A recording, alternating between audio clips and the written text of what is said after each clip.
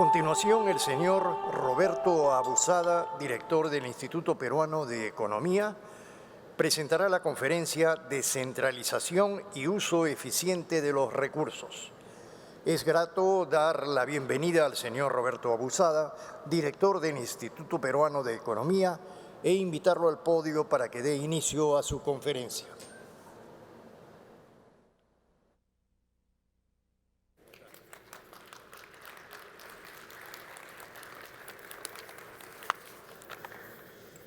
Buenas noches. Quiero hablar un poco con ustedes respecto de minería y el resto de sectores de la producción nacional. Nosotros tenemos la costumbre en el Perú de hablar mucho de sectores como si fueran cosas independientes, como si la minería no usara servicios de corte de peluquería, ¿no? O sea, no enfatizamos el hecho de que todo está interrelacionado. Entonces, yo voy a ir relativamente rápido sobre cosas que muchos de ustedes saben y discutir un poco las relaciones intersectoriales de toda la economía respecto del sector minero. Y luego hablarles un poco de qué ha pasado en el sector social gracias a la minería. No sé si...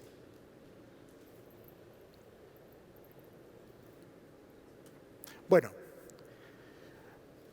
primero hablemos del ambiente en que nos estamos desarrollando. Nos estamos desarrollando en un ambiente que en términos de potencial es enorme. Chile, que es un país esencialmente minero, tiene un poco mejor percepción de políticas, pero en realidad esa primera columna en ambos países lo que está indicando es lo que piensan los empresarios mineros respecto del potencial del Perú. Y es un número muy alto porque en realidad se refiere no solo a países sino que a zonas. Ahí, por ejemplo, hay varias zonas de Canadá que figuran solo como de un país, Canadá, que figuran como muchas zonas, o sea que estar sexto o noveno es prácticamente estar arriba del ranking. Sin embargo, tenemos índices mucho más bajos respecto a la percepción que tienen los empresarios de la política y eso no les sorprende a ustedes. Y luego hay problemas en todos nuestros países todavía de infraestructura. Rápidamente voy a ir sobre el tema de las características básicas de nuestro sector.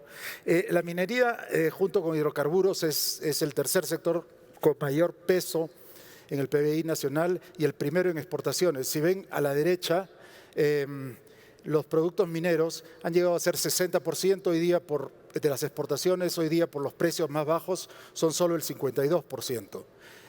Pero miren cómo ha despegado la minería. Estos son nuestros dos principales metales, cobre y oro, en los últimos años. Se ha multiplicado por 40 veces, ¿no? Sin embargo, vemos hacia los últimos años un decaimiento en esto. Y la inversión minera se ha multiplicado 45 veces, ¿no? Miren ustedes, la inversión en el 2013 es 9.700 millones de dólares, una inversión enorme, es más del 25% del total de la inversión privada. Y aquí está la recaudación, que es lo que más le ha interesado al país en términos de promoción, crecimiento, desarrollo social. Y vemos que solamente de la recaudación del impuesto a la renta, la minería, siendo uno de los sectores pequeños, relativamente pequeños de la economía, porque es solamente 12-13%, contribuye con 27 o 29%, dependiendo qué impuestos, qué se considera impuesto a la renta, si están o no las regalías ahí, ¿no? Y aquí quiero empezar a hablar de lo que les hablaba al comienzo, el tema de la interrelación con otros sectores.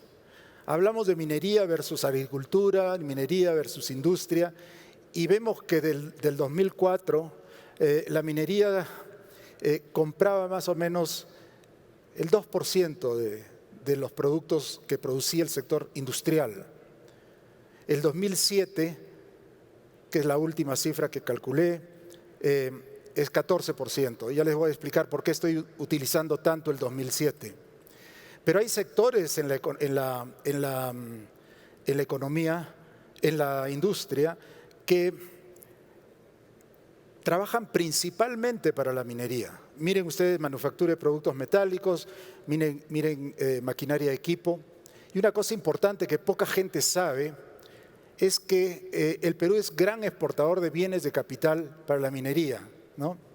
Nosotros exportamos a toda América Latina, exportamos a Canadá, hemos tenido pedidos de cotizaciones de Taiwán, ¿no? Uno no pensaría que la industria peruana, gracias a la minería, se ha desarrollado al punto de que nosotros tenemos productos competitivos en el área de metalmecánica y en el área de maquinaria y equipo que pueden competir con cualquier país del mundo. Y lo interesante aquí es que tenemos minería en todo el territorio nacional, de arriba para abajo, ¿no? La cartera de productos mineros es enorme, ¿no? Estos son los departamentos, los más oscuros, de más oscuro a más claro, los que tienen más a los que tienen menos minería. Pero todos los oscuros dependen de más de 10 o 20% de la minería, ¿no? Entonces, no es una cosa que podemos tomar ligeramente en los que hacemos política. Y aquí tienen a la izquierda los países donde el grueso de su producción es minera. Los que están en rojo son lo que consideraría regiones mineras, ¿no? Y el resto son regiones, el resto de regiones son regiones no mineras. Aquí, ¿qué cosa hemos hecho? Hemos obtenido el valor bruto, el valor agregado bruto, que es una aproximación del Producto Nacional Bruto, y ahí tienen las regiones Pasco, Ancash, Madre de Dios, Cusco, Tacna, Moquegua, Cajamarca. Y si partimos estas dos regiones, mineras y no mineras, y vemos cuál es el producto por habitante, vemos que claramente las regiones mineras tienen un PBI per cápita mayor, ¿no? Lo mismo, los ingresos mensuales de la gente, los ingresos mensuales del trabajo, según mineras y no mineras, vemos de nuevo la línea roja siempre por encima del resto de regiones. Esto no es de sorprender, porque no solamente la minería tiene gran valor agregado. Mucha gente que habla de valor agregado sin saber qué cosa es valor agregado. El valor agregado es el valor del producto menos el valor de los insumos que uno usa para fabricar o generar ese producto. Y obviamente los minerales debajo de la tierra no valen nada, ¿no? Lo que vale es cuando se pone en valor esta riqueza. Entonces, el valor agregado por habitante, y el valor agregado, como ustedes saben, se divide en retorno al trabajo, sueldos, retorno al capital y nuestro socio de siempre, el Estado, ¿no? Esos son los tres participantes de ese valor agregado. Ahora, miren lo que pasa con la competitividad. En el Instituto Peruano de Economía nosotros hemos desarrollado un índice muy parecido a lo que saca el World Economic Forum de competitividad, que tiene decenas de pilares para medir cuán competitivo es un país. Nosotros lo hemos hecho para cada región y vemos que junto con Lima, que es muy competitiva, Moquegua y Arequipa son las regiones más competitivas, y luego Ica, que ha tenido una gran revolución agroindustrial, ¿no? Entonces, y miren las que son menos competitivas: Puno, Cajamarca, Loreto. Algo le ha pasado a Cajamarca ahí. Miren la educación. ¿Qué ha pasado con las regiones mineras y las regiones no mineras? En educación, Moquegua le gana a Lima, Tacna le gana a Lima e Ica le gana a Lima. Competitividad regional en el pilar educativo. ¿Y cuáles están al final? El caso raro, Cajamarca, que tiene una declinación en nuevos proyectos mineros, y luego Loreto, Huánuco y Ucayali. Miren lo que pasa con el valor agregado, con el PBI y la riqueza de un país, de una región, cuando entra una mina a producir. Miren lo que ha pasado con Junín, que es la raya de arriba, y la raya de abajo es el Perú. Miren lo que ha pasado con el ingreso, apenas entra Toromocho. Miren el impacto que causa en términos de actividad PBI económico. Y por supuesto, esto ya lo saben todos ustedes, las ingentes transferencias que reciben las regiones gracias a la participación del impuesto a la renta y otros. Esto es solamente transferencias que vienen de la minería. Esto no incluye petróleo, no incluye regalías del petróleo, etcétera, etcétera. Naturalmente esto con el precio de los metales ha ido decayendo y es posible que este año sea una cifra bastante inferior a los 3.000 millones de soles. Pero miren el año más alto, que ha sido el 2007 y el 2012, más de 1% del PBI peruano ha ido en forma de transferencias por canon a estas regiones. Y el gasto que se ha financiado con esto es gasto por habitante, del canon. Bueno, basta con el pantallazo. Ahora quiero explicarles algo que nos tiene en el instituto totalmente disgustados y sorprendidos. Hemos tomado toda la cartera de productos mineros, que son como 63.000 millones de dólares, y hemos tomado solo aquella parte que se ha retrasado por problemas externos a la empresa. Es decir, acá no hay ningún proyecto que sea retrasado por culpa de la compañía. Aquí está también Quellaveco. Ustedes me dirán, pero Quellaveco ha sido pospuesta por Anglo American, no es un problema que debería estar allí. Sin embargo, Quellaveco no empezó a tiempo por problemas sociales. Entonces, Quellaveco está ahí. Ese es el único caso raro, digamos, ¿ya? Los demás están acá. Le dejo esta triste lámina para ver todos los proyectos no ejecutados solamente en el Perú, y vemos que la mayor parte de ellos está en Cajamarca y Apurímac.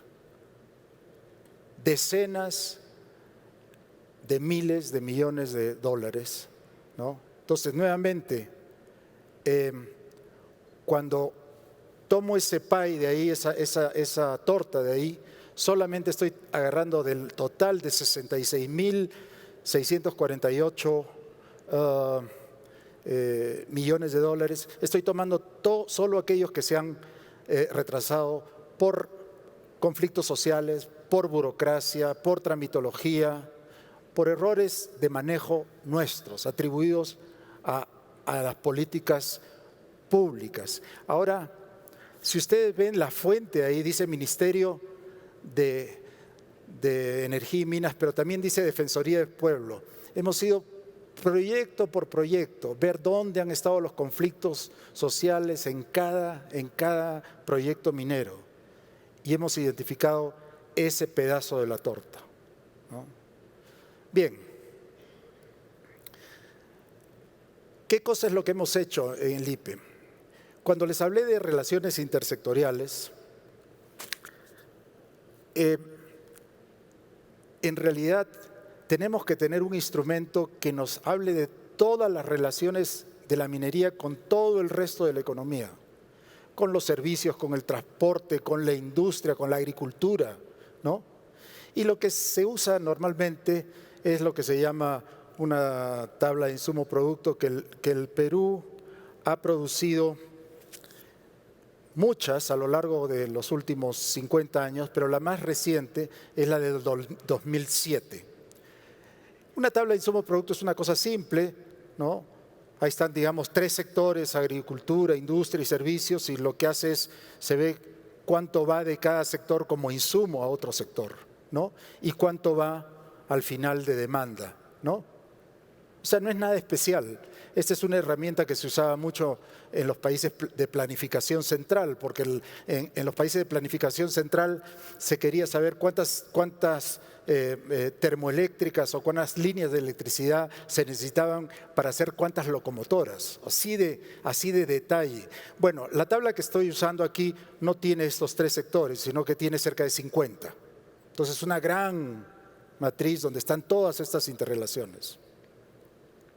Y después de pasar esa parte de proyectos retrasados, solo esos 21.000 millones de dólares por la tabla y hacer los cálculos, vemos que por cada 1.000 millones de dólares de minería, de producto bruto interno en la minería, se generan en todos esos sectores que ven allí, ojalá que los puedan leer,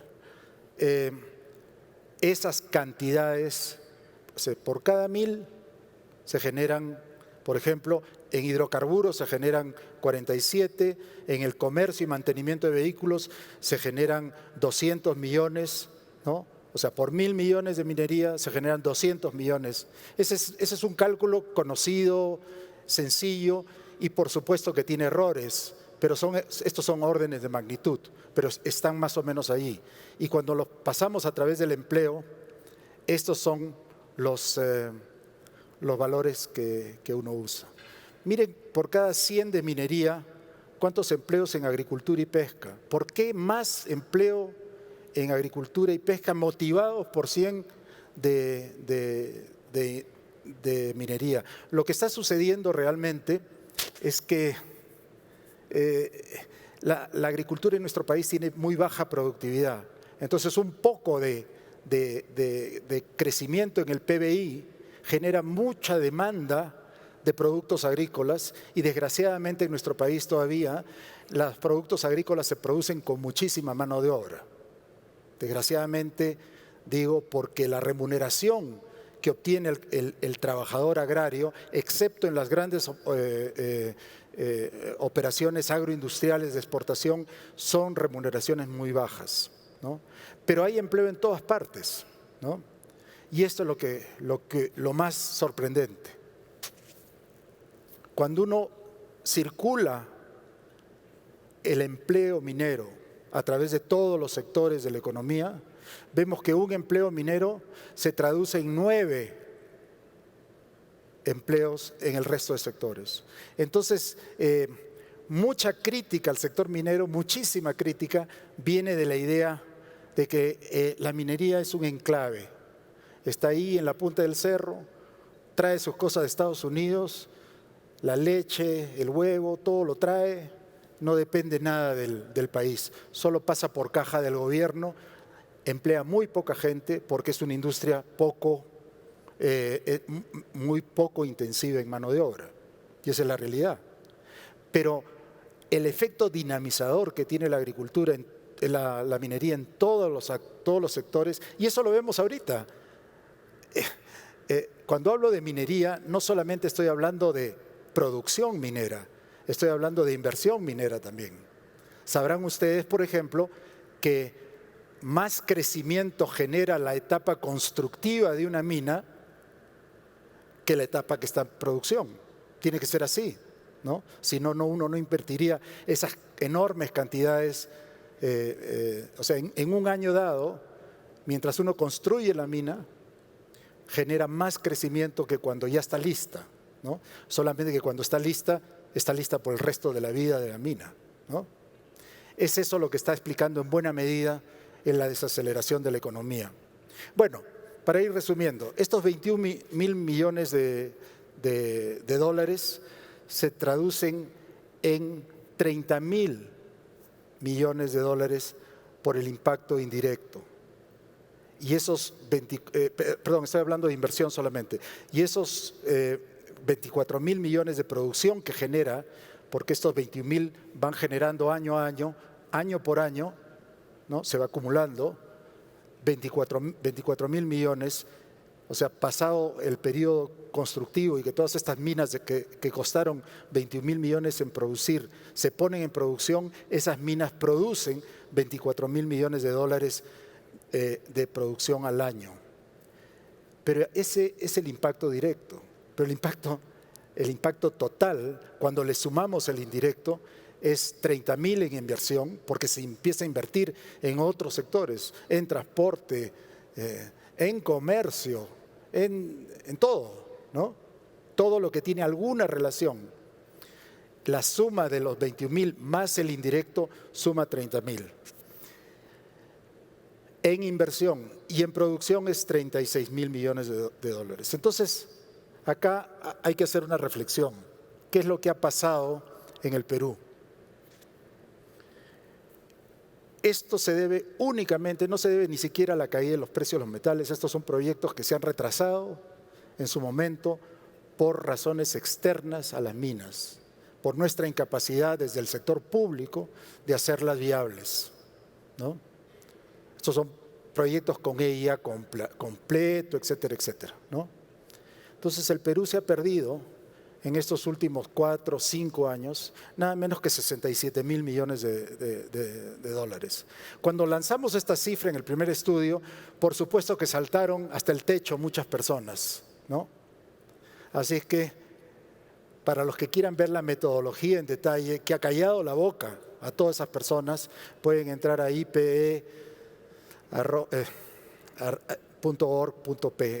¿no? El www.ipe.org.pe y ver la metodología, quien no quiera convencerse de estos números. Pero peor aún, si queremos traducirlo en crecimiento, el año pasado hemos crecido 2.4%, ¿no? Hubiéramos crecido 4.5% adicional. ¿Por qué? Porque es sencillo. El crecimiento, ¿qué cosa lo ha liderado en el Perú durante los últimos 15 años? 2 cosas, 2 motores. La inversión privada, que ha llegado a ser 22% del Producto Nacional Bruto, y segundo, las exportaciones, es decir, la demanda por nuestros productos del exterior. Esos motores están apagados hoy día. Las exportaciones están cayendo y la inversión es negativa este año. No estoy diciendo que en monto, sino el crecimiento es negativo.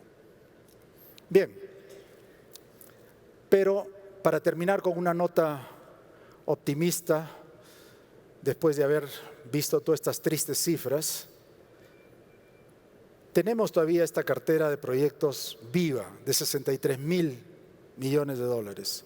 Están muy bien distribuidos en el país. El Perú es un país minero. Quien diga lo contrario sencillamente no sabe de lo que está hablando. El Perú ha sido, desde la época de los incas y la colonia, un país minero, ¿no?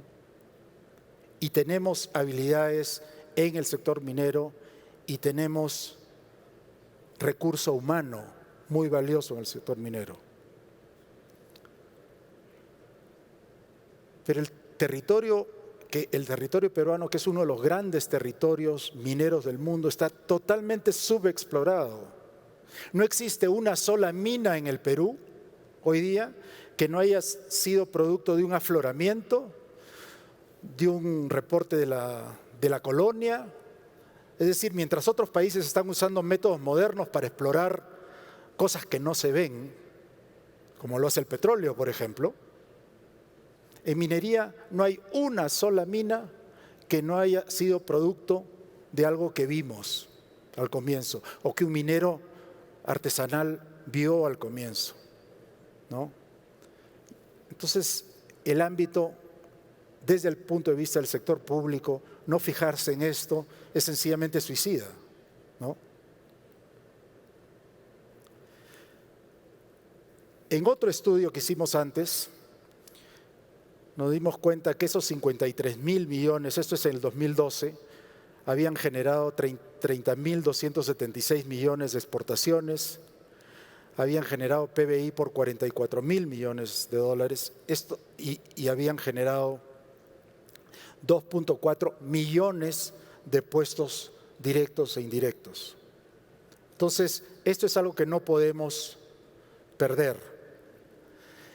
En el 2011, yo miré las proyecciones del MINEM, del Ministerio de Energía y Minas, que eran muy rosadas, ¿no? Nos decían que para la época del Bicentenario, un año antes, estos son los ingresos fiscales, íbamos a producir esto.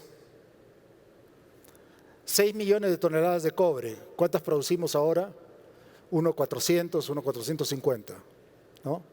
¿Y qué decía para el 2006? Que se iba a duplicar, que íbamos a estar en los 4 millones y medio.